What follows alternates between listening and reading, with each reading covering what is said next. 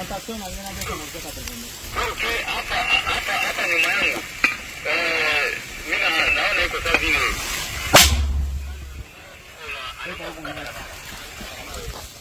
Sasa la nani kitu beka vile.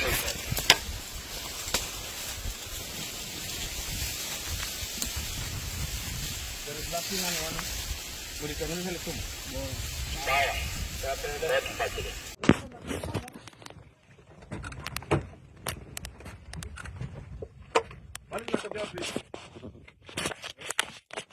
Hakuna kuelezewa, ni C class. Pale ndio imepiga kabisa bombe.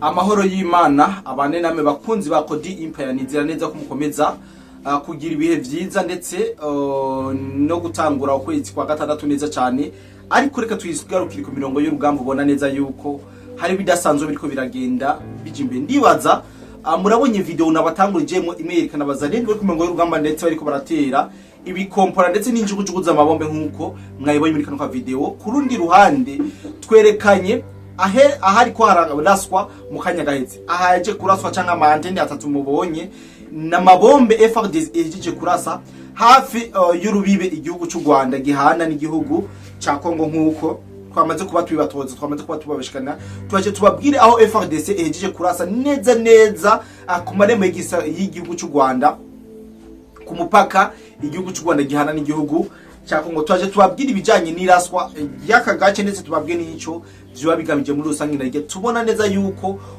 hakomeza gututumba intambara ishobora kwandukira canke gutandukira mu gihugu cy'u Rwanda inyuma yuko heze imyaka itari mike intambara ikirabera hano ku butaka bwa Kongo. Twaje tubabwire uko byagenze ndetse operation uko yateguwe nuko yagenze muri rusange, ariko byagaragaye neza yuko FARDC ihejeje guturitsa bikomeye ibirindo vya RDF biri ku musozi uri hafi y'igihugu cy'u Rwanda canke umusozi uhana urubibe n'igihugu cy'u Rwanda. Aho naho santi turaza kuhababwira muri kino kiganiro uri kwadukana. Niyo mpamvu ndagusaba kuraba kino kiganiro kuva ku ntango gera mu mpera kugira ngo ushobore kumvira byinshi tuba twabwiye mu kiganiro cyose. Hari abatubaza ati byagenze gute, kubera ko mutaba mwumvirije ikiganiro cyose biratuma amakuru mutayaronka mu buryo bwiza cyane mu buryo bukwiye. Ariko rero tubayikaze muri kino kiganiro ndetse tubabwire yuko just twiye kubabwira muri kino kiganiro. Yes, ndibaza mwamaze ko mubone kumenyeka nkuba utatworohereje, ariko tubaza gukomeza tubabwira amakuru. Nikibuza neza ko tubabwira amakuru y'ingene ibintu bigenze ku mirongo y'urugamba nubwo mubone umuyaga nkuba wo uciye wirukanka mu minembwe. Naho hari byinshi birahavugwa aho igisikare cy'u Rwanda RDF gishinja cyane FARDC, FDNB ndetse na Wazalendo kugaba ibitero bakoresheje amadrone ku birindiro by'inyeshamba z'u Rwanda RDF biri ngaha muri minembwe mu bice bigiye bitandukanye. Byose twaje tubabwire ukungene muri rusange byagenze, tubabwire ukungene ino migwano iri kiragenda ngaha ku butaka bwa Kongo. Sibyo gusa muri kino ganiro tuza kubabwira uburyo umuhari w'inyeshamba z'u Rwanda RDF ndetse n'abasikare b'abafaransa baje kubafasha kugwana ndetse no gukingira rubaya batangaje officiellement yuko bagiye gutanguza ibitero bikomeye cyane byo gukumira coalition ya FARDC cyangwa na Wazalendo kwinjira muri centre ya rubaya. Nca byirukana neza yuko imigwano igiye kuba idasanzwe, imigwano igiye gukomera cyane mu gihe tubonye neza yuko M23 yamaze kuvuga yuko igira itanguze ibitero bikomeye bikumira Wazalendo na FARDC kwinjira muri bino bice vya centre yerubaya. Sivyo gusa turababwira kujanye no muri Warekari FARDC yamaze kuba yigarurira ubuce butari buke tugiye kubabwira muri kino kiganiro. Tuza kubabwira no muri Masisi aho M23 kuri no munsi ngerekezo rya kabiri bazinduranye ishavuri ryasanzwe, ariko FARDC mu kubahana yabamwijemwe amabombe n'amasasu menshi cyane byatumye bamera nk'abafunze umunwa w'inyeshamba z'igihugu cy'u Rwanda. Ikaze ni karibu muri kino kiganiro cyacu, kiganiro gikubiye mu bintu byinshi. Niyo mpamvu ndagusaba kuraba kino kiganiro kuva kunogera kumera kugira ngo ushobore kumvira byinshi, ushobore kumvira ibigiye bitandukanye twagiye turashikiriza canke byagiye birabera ku mirongo y'urugamba. Ubona neza yuko ubu tuvugana imigwano yashushe ni moto kabisa. Ari no mpamvu ndabasaba kubana natwe umwanya ku mwanya, kumekinga sho ko maze gukora subscribe, gukora like ndetse na commentaire kugira ngo ibiganiro byacu bize birabandanye bibashikira atakibazo na kimwe, bize birihuta ofeti ntihagire na kamwe gashobora kubacika. Rero kino kiganiro kirihishe kiravyibushe kibosi muri make. Niyo mpamvu ndabasaba yuko mokira bakuva mu bunango kugira mu mpera. Ndanashimira cyane abakomeza kudutera intege muri commentaire, abadufasha mu buryo bw'ivyumviro, mu buryo bwa finance, bose turabashimira cyane. Ari nayo mpamvu amatara agiye ndavuga ati sishobora guhagarika kubaha ikiganiro, ndaza gukomeza ndabahe ikiganiro uko biriko biragenda kose. Mushobora kuba mutariko murabona amasanamu neza, mugabo ndazi neza yuko tuzakugerageza uburyo bwose kugira ngo mwumve amajwi nubwo amasanamu mutaza kuba muriko murayabona mu buryo bwiza canke mu buryo mwifuza. Twinjirana ama like menshi, twinjirana ama commentaire menshi, twinjirane ama subscribers menshi nkuko muriko murabandanya mu bikora. Dukwize abantu ibihumbi 100 muri ukwezi kwa gatandatu. Nzoca ngura kiki kabisa, ndabashimira vuga ati mwarakoze ukundo mwatweretse kuva mu ntango kuri BM4. Ibinyamakuru byose bagiye turakorera ko yuko mwagumye mudukurikirana, ariko ukaba wisanze ngaha wadukumye kuri BM4 no mu bindi binyamakuru bigiye bitandukanye, uze muri commentaire vuga ati turacari kumwe. Akantu ndakabasabye kuko kanyirika neza yuko abo twabanye kuva mu ntango za no rugamba yuko nkomeza kubabona. Mumbwire ati muri commentaire ati bwana Kodi the Black turacari kumwe kuva aha naha n'ubu turacyakurikirana amakuru y'ingene ibintu biko biragenda muri rusange. Twinjire rero tumakura cyane, twinjira dusatira kugira ngo dushobore kubabwira kungene ibintu biko biragenda. Natangwe ndababwira ati hafi y'igihugu cy'u Rwanda ku mupaka u Rwanda ruhana n'igihugu cya Kongo hahejeje kuraswa amabombe n'amasasu menshi cyane ya FARDC. Novuga neza yuko ari ibintu byabaye byatangaje abantu benshi kubera ko byasa nuko bitabaho, ariko FARDC yamaze kutweka neza yuko ishoboye no kwambutsa amabombe ikayajana mu kindi gihugu, ndavuga mu gihugu cy'u Rwanda. Aya namakuru yizewe atari kwivumbi, ndetse anamakuru ari mu binyamakuru vya mbere dushoboye kuyatangaza. Ibindazi neza yuko abatari bake mwamaze kuba mwinjira atanu muri kino kiganiro. Mu nkundi ndababwire uburyo drone ya FARDC ihejeje guturitsa, ihejeje gusutura ibirindo vya RDF biri ku musozi wa Nyiragongo aha muri aha hafi y'igihugu cy'u Rwanda. Ni hafi y'igihugu cy'u Rwanda, u Rwanda ruhana ubu rubibe n'igihugu cya Kongo. Rero amakuru yizewe amaze kudushikana nuko FARDC ihejeje kubisitura, irabirindimura, ndetse kuri no misozi ya Nyiragongo hafi ya anteni zigera kuri 3 ku rubibe u Rwanda ruhana n'ugihugu cya Kongo bamaze kuba bahagira umuyonga. Hari umunyota kabisa ku bantu bahegere, baravuga ati ukuntu bahatuje. Ndibaza mwabonye n'ireresi natangwe ndabashiramo ijya yerekana uburyo kiya kibanza carashwe mu buryo atambabazi atakubabarira, ndetse byagaragaye neza yuko nyamba hari mwinyeshamba z'u Rwanda na zibiri zari zirimwo canke 100 canke 50, nyamba hari 180 zahasize ubuzima. Tugeregeje kuraba uburyo bahabomba ku buryo uri kure wabona umwotsi n'urube ya kibengebenge ariko ruduga hejuru. Bahejeje gukubita bimwe bikomeye bino birindiro by'inyeshamba z'u Rwanda byari ku musozi wa Nyiragongo. Aya namakuru novuga yuko ndabazaniye atari kwivumbi. Bino bitero bibaye hagufi y'igihugu cy'u Rwanda, mu gihugu cy'u Rwanda bamaze kuba batekegwa n'ubwo baravuga ati eske ibi bintu bibaye ntibishobora kwatandukira bikinjira mu gihugu cy'u Rwanda. Narijya tuzi neza yuko igihugu cy'u Rwanda kimaze imisi citeguriye cyangwa kimaze imisi kivuga yuko umwanya n'umwanya gishobora gutegwa, ndetse cyatanguye n'ingamba zo gupanura umutekano no kugira ngo ashobore kuraba yuko atabwo baba bavogerewe mu gihugu cyabo. Ibi rero byagiye kongereza ubwoba kubene igihugu, ndetse na gouvernement harimo na president Paul Kagame y'igihugu cy'u Rwanda. Ibi byamwongereje ubwoba, bogereje kuraba uburyo zino kambi zari ku musozi wa Nyiragongo FARDC yashoboye kuzituritsa. Mes chers amis, yaziturikije mu buryo budasanzwe. Ari no mpamvu ndabatumirira misi yose igihe cy'isaha 2 z'ijoro tuzokwame duhurira mu kiganiro cha live, kibande cikibiriraho kugira ngo shobore kubabwira ukungene ibintu biba byagenze kugira ngo rugamba umunsi wose muri rusange. Rero ndaza kuryoherwa ninasanga mwese turi kumwe kugira ngo duhane ivyiyumviro, duhane ama ide birangyohera cyane, kuko iyo ndiko ndavuga muri buryo buri live nkasanga turi abantu 10, turi abantu 50, turi abantu 100 gusa, usanga ari ibintu nyene umengo birambabaza kubera ko ndyoherwa yo muri benshi. Iyi saha rero muzo kwa mezikana saa 2 z'ijoro zo kwa maturi kumwe pritare saa 2:30 kugira ngo dushobore kuyagira hamwe ibyakumengoma. Ni nakaryo keza kugira ngo mushobore kubaza uko biba byagenze. Narijya muzi neza yuko tuba duhari kugira ngo dushobore kubaha inyishu z'ibyaranze umunsi wose. Aha rero mu gihugu cy'u Rwanda umutima wiruka nka Francine niyo saba umunonotsi wo mu Rundi kazi kubera ubwoba baba bariko baragira kano kanya inyuma yaho FRDC iberetse yuko atagidashoboka irashe kabisa irakubita bino birindiro vya RDF biri mu misozi ya Nyiragongo. Reka rero ibi tubigarukizinga kuko amakuru yo kubabwira mu kino kiganiro ni menshi cyane, sinoguma ndababwira ati vyagenze ariko mumve neza yuko babakubise mu buryo novuga yuko mu buryo budasanzwe, mu buryo bunakomeye, mu buryo buri professional, mu buryo buri kinyamwuga, ku buryo FRDC yahagavye ibitero ikoresheje za ndege zitagira abapilote. FRDC yahagavye ibitero ikoresheje amadrone karahabutaka ya CH4 kugira ngo ishobore kubombarda bino birindiro by'inyeshamba z'igihugu cy'u Rwanda RDF.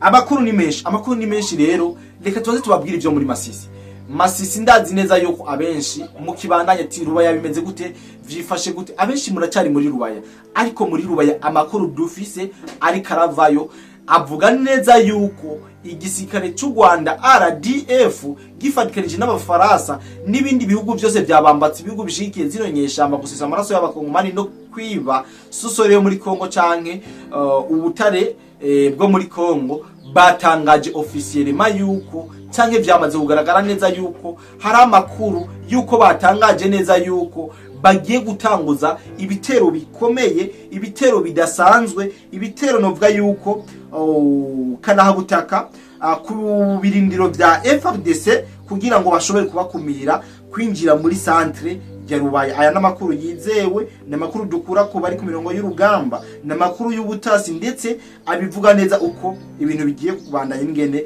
bigiye gukomeza. Ariko M23 wa RDF basaze barahiye bararengwa yuko bagiye gutanguza ibikorwa canke ibirindiro bikomeye cyane, ibitero bikomeye cyane byo kugira ngo bashobore gukumira Wazalendo na FARDC kwinjira muri no centre y'ubucukuzi bw'amabuye y'agaciro. Rero aya makuru nobabwira neza yuko twamaze kuba tuyashira hamwe cyane, twamaze kuba tuyamurika 5 kuri 5. Aha rero ni gihe cyo kwitegura cyo kuri coalition ya FARDC na Wazalendo abo bafite kugarukora amahoro n'umutekano muri ivyo bice canke ku butaka bwa Kongo. Biteguro kabisa, abitegure ankoze yakoze kugira ngo bashobore guhangana nkuko byamaze kumenyekana. Avuga yuko ibiye riserutse ritica isuka, ariko vyamenyekanye neza yuko mu Rwandiko rugufi cyane aho bavuze yuko abafaransa bakorana na M23 na RDF batangaje ko bagiye gutangura intambara ikomeye yo kwigizayo inyuma kuri FARDC na Wazalendo hashoboka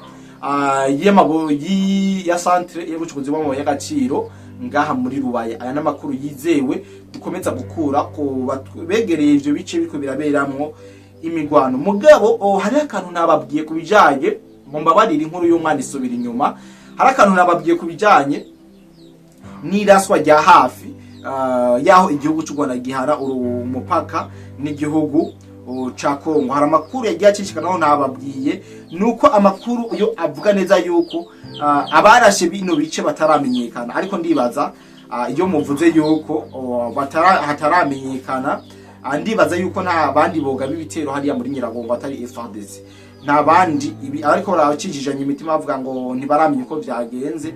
Nta nkeka ni FARDC yagavye bino bitero iha message M23 na President Paul Kagame boss wayo avuga ati burya ntabwo turi ku rumwanya n'umwanya twashobora kwinjira mu gihe bosamara kabisa, udakurikije ivyo dushaka kabisa, turashobora kwinjira umwanya n'umwanya. Iyi ni warning bashoboye gutanga baha igisirikare cy'u Rwanda RDF na President wabo President Paul Kagame. Rero tubandanya nano makuru yacu, amakuru ni menshi, niyo mpamvu nagombye kubabwira yuko ngomba kumakura kugira ngo dushobore kubana mu mwanya muto tubabwire uko biba ariko biragenda ku mirongo y'urugamba. Mu nkundire dusimbire muri Sud Kivu. Muri Sud Kivu bivanye n'ibimaze imisi biko biraba ngaka ku butaka bwa Kongo zanza muri Nord Kivu, byatumye umengo ntuko turabashikiriza amakuru yo muri Sud Kivu plutôt.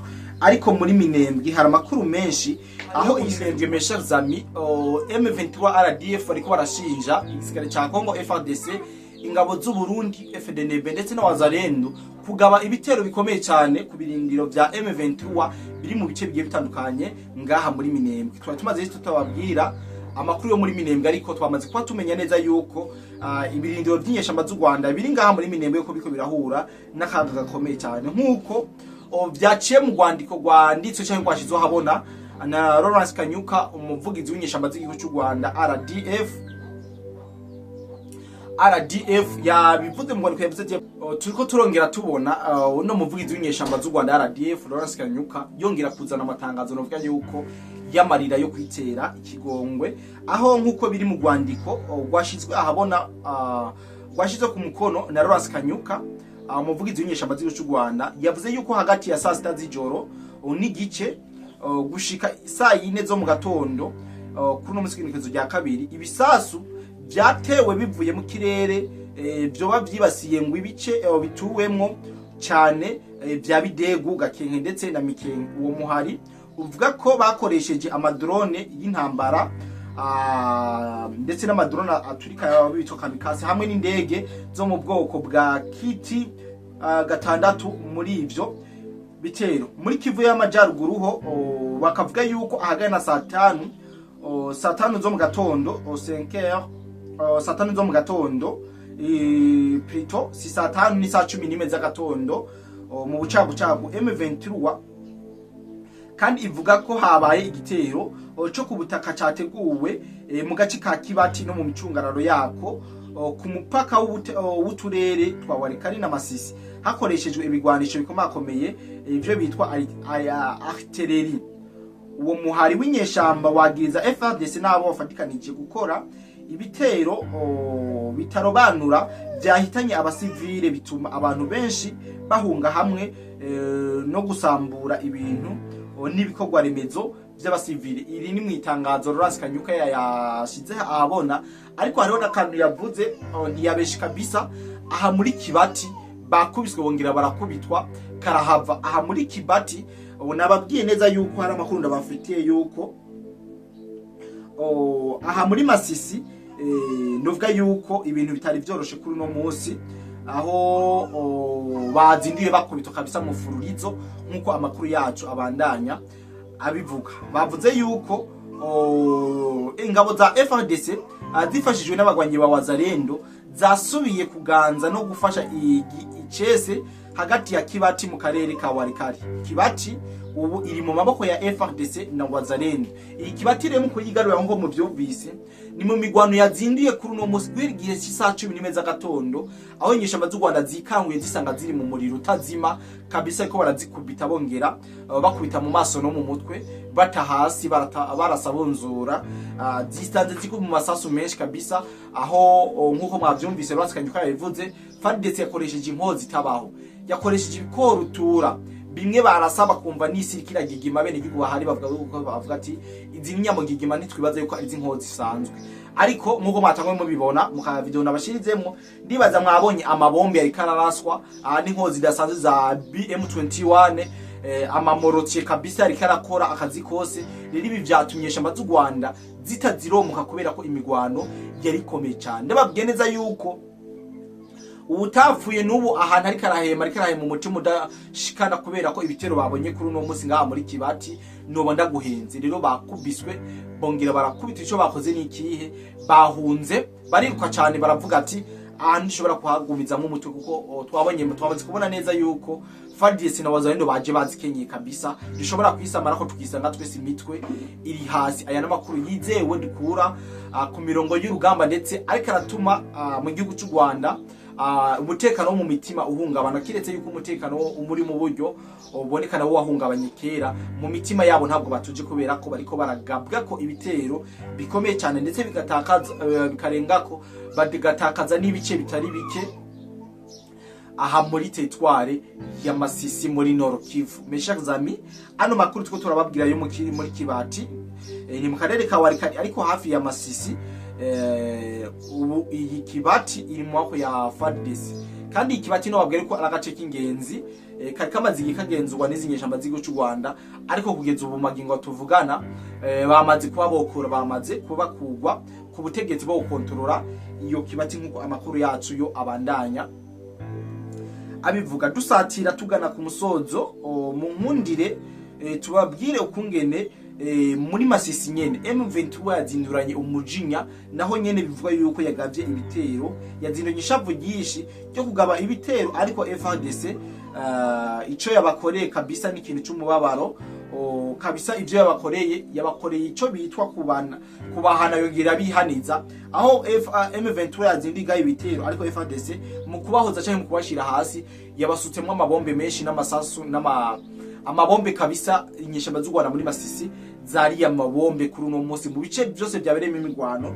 Tubabwiye neza yuko FARDC yakoresheje amabombe adasanzwe, ari byo byatumye FARDC ishika ku nzinzi igamirira kure, ndetse ikanakubita imwe bibabaza inyeshamba z'igihugu cy'u Rwanda aha muri Masisi. Rero twababwira neza yuko imigwano igikomeje cyane, tubabwira yuko igisirikare cya Kongo FARDC kibandanya no gutera imbere kugira ngo gihabuze ibice byose byafashwe n'umwasi, aho bagerageze kwegera imbere mu bice vya Bukombo na Kisima muri Tetware ya Masisi. Aho ni mu gihe abagwanyi ba M23 RDF banangiye canke bankiye kuva mu bice vya centre ya Rubaya bivuye ku butaka, bivuye ku gutakaza kuko botakaza amabuye basanzwe bimba muri buno buce bahimbye igihe kitari gito. Ibire byatumye M23 RDF banatabara mvuga ati kabisa ahantu ntizishobora kuhava vyoroshe. Kugeza nino saha rero baraciyagaze ko mu buryo ubucango bundi kugira ngo bashobore mbere no gutanguza amakuru adusumira bwa yuko bariko baragerageza gutanguza ibikorwa byo kwimba no gusubira gushira mu ngiro amabuye, kwimba ibijanye n'ubucukuzi bw'amabuye y'agaciro bijane mu gihugu cy'u Rwanda iwabo.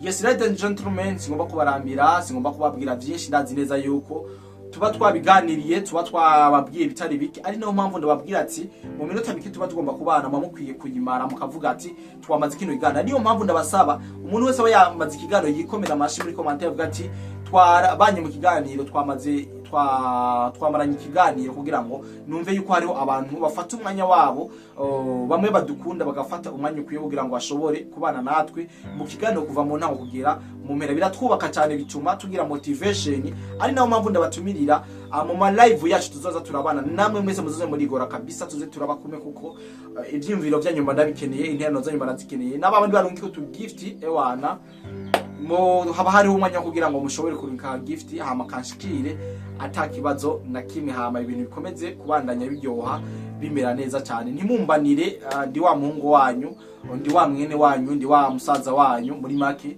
ntimumbanire muri rusange kandi abikebanure.